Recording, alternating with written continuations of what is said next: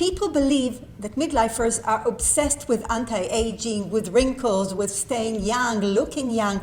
But you know what really worries them? It's being old, being helpless, being dependent, and being mindless. They're afraid of age-related disease, Alzheimer's and dementia. I believe that lifestyle habits can prevent dementia and Alzheimer's disease. But before I disclose the pillars of this lifestyle, I'm going to read this for you just for a sec. And this is my disclaimer. I'm not in the medical profession, and all advice given in my channel is non-medical and based on lifestyle habits only.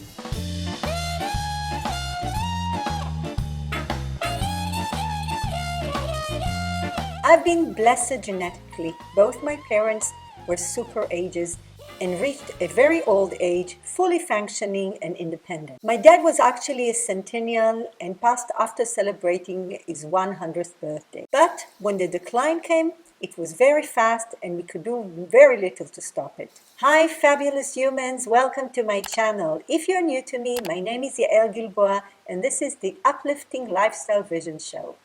I'm telling you the story about my dad because we came to experience most of the stages of dementia with him. And I believe that there is a lot to be learned from our experience. We noticed signs of cognitive decline in my dad in his late 80s.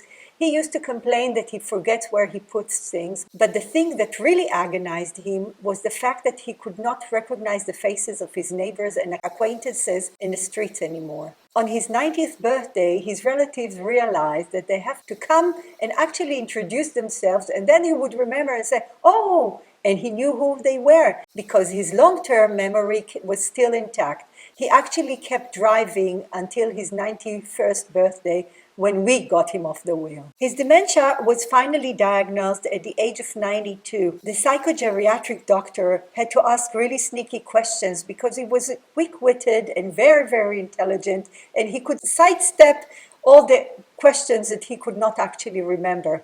Yet in his 90s, especially in his early 90s and mid-90s, he was still active, walking 2 kilometers every morning at dawn, gardening, reading the daily newspaper, grocery shopping, going to shows, going to lectures with my mom, to concerts, and that kept the dementia at bay. But when my mom got sick and hospitalized, we realized that she's been functioning as a caregiver for quite some time, and we had to find a paid one as soon as possible. My dad lived to celebrate his 100th birthday. Over the last couple of years of his life, with the immobility enforced by the COVID lockdown, his cognitive and physical faculties deteriorated quickly, yet he will always recognize us, his daughters.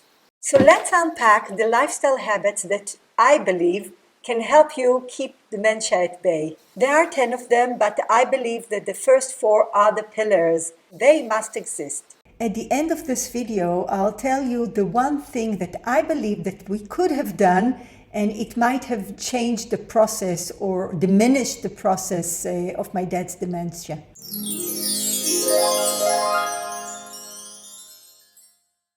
Pillar number 1 is movement and physical activity. In my mind, this is the most important thing, and not only because I'm a dance teacher. I've seen so many people getting old in my life, and I could pinpoint their point of decline at the moment they started sitting all day long and stopped doing physical activity. In the Netflix series called Blue Zones, the creator had identified one common denominator to all the superagers: movement and physical exercise, which is built into their daily lives through gardening, walking, cooking, and other daily chores. Let's put it this way: they don't have a gym membership card. According to the CDC, Centers of Disease Control and Prevention, adults aged 65 and older need to do this: at least 150 minutes a week of moderate intensity activity such as brisk walking, or they need 75 minutes a week of vigorous intensity activity such as hiking, jogging, or running. At least 2 days a week of activities that strengthen the muscles, plus activities to improve balance, such as standing on one foot. Okay, I have my own ideas about that and I will elaborate about it in another video. Let's summarize. Physical activity improves blood flow through the body, especially the brain, and promotes overall health. So yes, engage in regular physical activity. Just get moving, walk, dance, hike, roll, jog, swim, bike, garden, or do chores in the yard. Any physical activity is better than none at all. The one thing that you shouldn't do, don't sit in front of the TV.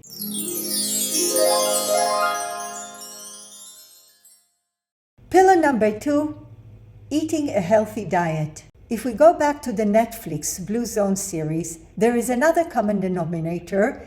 People in the blue zones typically eat a 95% plant-based diet, which is rich in legumes, whole grains, vegetables, and nuts. I'd like to put my own point of view on that. They eat whole foods. They eat nothing out of a crinkly package, and they don't drink anything that has got chemicals listed as flavorings.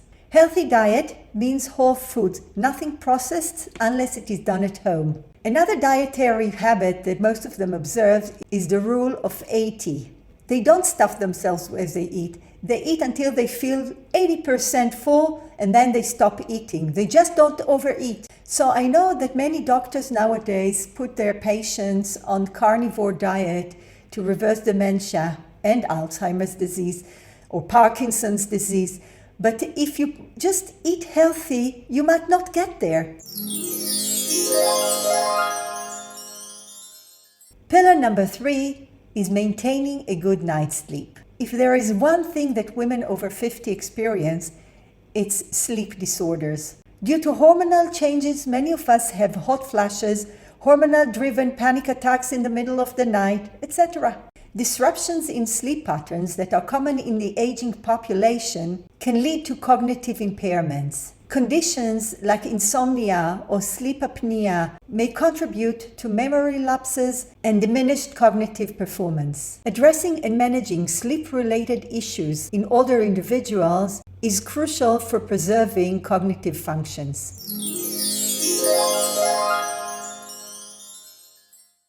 One of the main things that contributed to my dad's deteriorating dementia late in life was the COVID lockdown.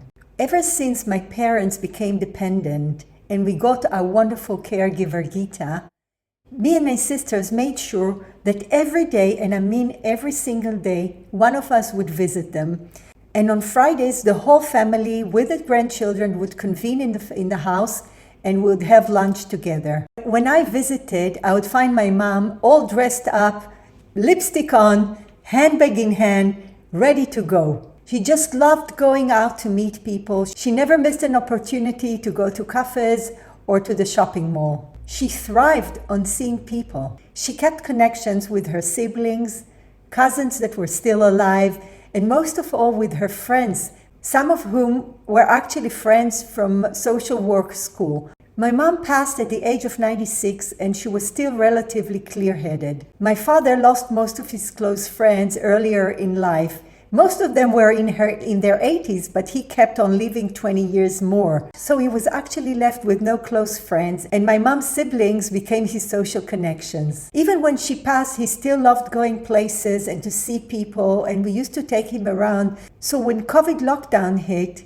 my dad saw no one apart from us, his daughters, and his caregiver, of course. A new study published at BMC indicates faster memory decline during lockdown. Memory clinic patients, especially in pre-dementia stages, showed faster memory decline during COVID-19 lockdown, providing evidence that lockdown regulations had a deleterious effect on the brain health. In individuals who may have been able to deal with accumulating subclinical neuropathology under normal and structured circumstances, the additional stress of lockdown regulations may have acted as a second hit, resulting in less beneficial disease trajectory. I'll post a link in the show notes to this article. So these were the 4 pillars, but I said there are 6 more that I consider to be necessary, or at least I believe they can contribute to the health of the brain.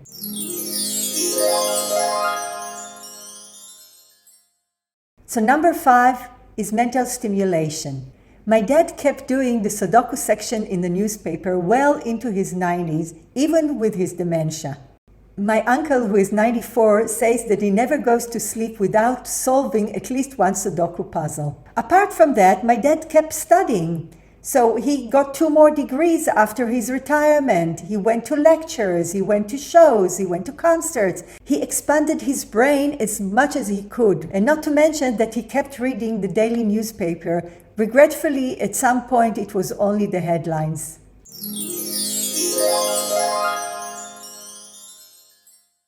Number 6, quit smoking.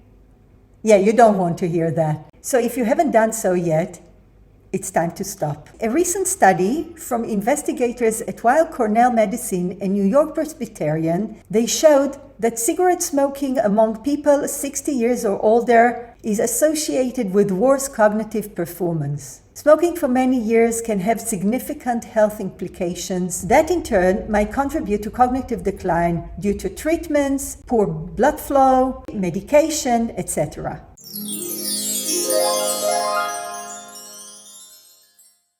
Seven, limited alcohol consumption. We don't say stop drinking alcohol altogether, although some doctors say stop drinking alcohol altogether, but beware of what you are drinking. Let's get back to the Blue Zone series. The super agers do not abstain from alcohol, but its consumption is extremely moderate and they usually drink 1 or 2 glasses of wine every day, especially red wine, which has got beneficial qualities. My dad also enjoyed drinking half a glass of wine daily. That was recommended by the doctors because of his high cholesterol. Let's put it this way, neither the cholesterol nor the wine shortened his life. Just beware of pure alcohol. You know, Russians drink on average half a bottle of vodka daily, and their life expectancy just dropped to below 60. Can you imagine?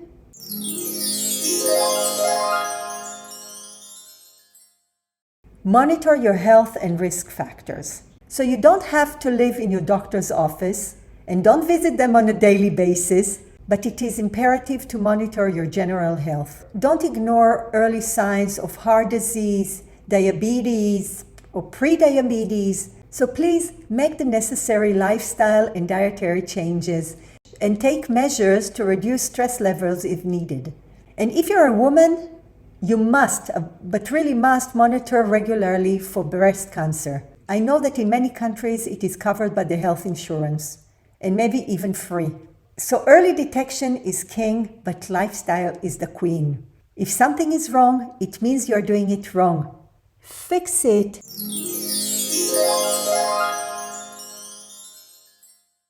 So 9 might sound conventional. Get vision and hearing aids if you really need them. Can you read the messages on your phone?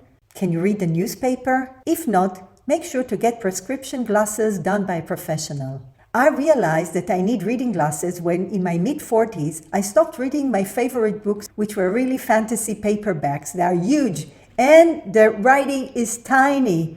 So I'll take one book and I'll stop reading after a few pages, and I couldn't understand what was the problem until I realized that I was just getting tired, that I couldn't really read. So I got off the counter prescription glasses, and that solved the problem at that time. Afterwards, I really went to a professional to do it properly. My dad, like many other aging men and women as well, suffered from hearing loss.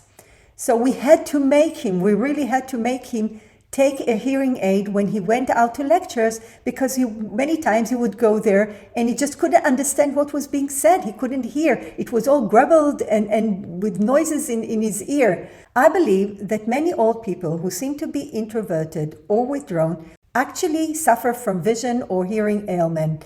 They find it difficult to communicate with others because they cannot hear properly, they cannot see properly, and they wait for someone to sit next to them and talk to them directly in order to communicate. And this is such a technical thing, and it can easily be fixed.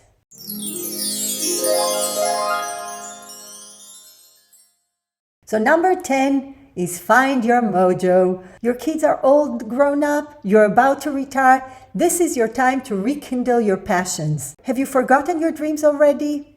Did you want to learn how to paint, to ski, to learn French, get a degree in philosophy? This is your time to shine and reconnect with your passion. So I promise that I'll let you know what we could have done differently about my dad's dementia and what we could have done to stop the deterioration. And the one thing that I think we should have done is change his diet. For most of his life, my dad kept to a real whole food diet. But for the last 15 years of his life, junk food, especially sweets and soda, entered his diet. He always loved chocolate, but consumed it very moderately. He would take one small cube and drink it with his tea instead of sugar. He didn't take any other sweetener. When diet soda entered the house because of his daughters and grandchildren, he just got addicted to more sweets. And we actually know that NutraSweet raises insulin levels.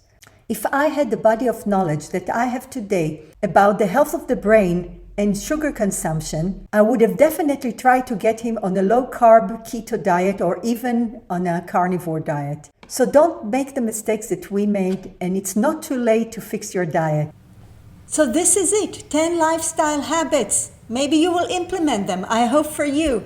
And if you like this video, please like it and subscribe to this channel and watch other videos. And I highly recommend that you watch this one about how I keep myself young, body and mind at the age of 50 and 60.